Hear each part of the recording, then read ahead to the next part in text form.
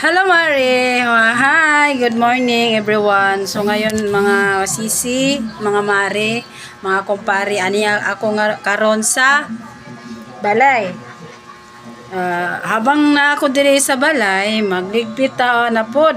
Saan naman niya magligpit ta pod ta sa ato ang mga kuan gawaing bahay. Sumao gina mga kasisi nga.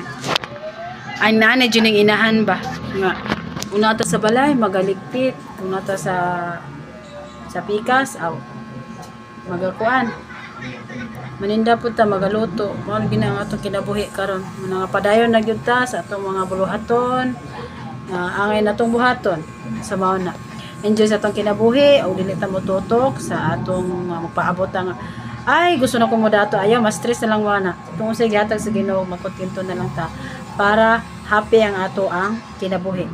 Kaya kung dili kita happy sa atong kinabuhi, dili kita kontento sa atong kinabuhi, dili gyud ta happy. So mao na mga kasisi ako karon mga kasisi, importante nga maayo taglawas sa tibok panimalay uban sa ato ang pamilya nga unta maayong taglawas ug mura gyud na atong bande nga ato ang gikuptan nga malipayon ta.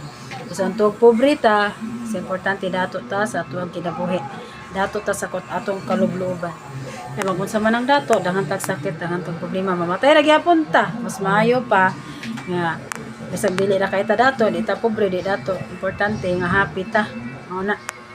Ayaw mo pagukod sa gukdonon. Ayaw mo gukod nga sa panginabuhi nga pursige na lang, di na lang ta matulog, di na lang ta magmukaon, di na lang ta mo relax kay aron nga maningkamot tag sige aron mo dato.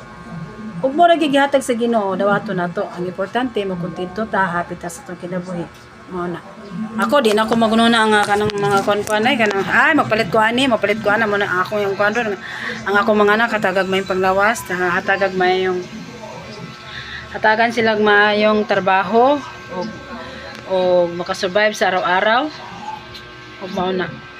So mga kaigsuonan, mga lalabs, mga lodi, mga usap mga lord, mga sister, mga brother. So mao na akong akong experience akong kinabuhi nga makontento na lang jud ta. Uban na sa to pagampo ug mga kinalang natay peace of mind.